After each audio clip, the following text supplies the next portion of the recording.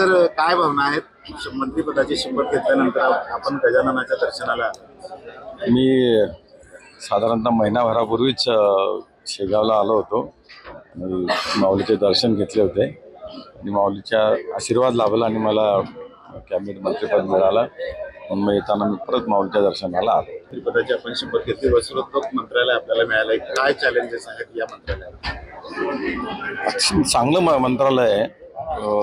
टॉपच्या 5 industries ज्या आहेत त्याच्यामध्ये वस्त्रोद्योगाची गणना होते. चांगला रोजगार त्याच्यातनं निर्मिती होऊ शकते.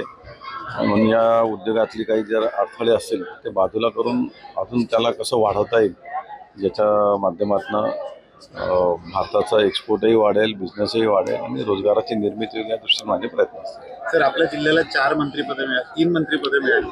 पालकमंत्री कोण? ते आमची पक्षाने ते नेते मिळून ठरवतील. आमचं काही असं हे नाही कोणाला काय. तुम्ही दावा करणार आहात? पक्ष जे सांगेल ते आम्ही करतो. आमचं काय तसं हे नसतं.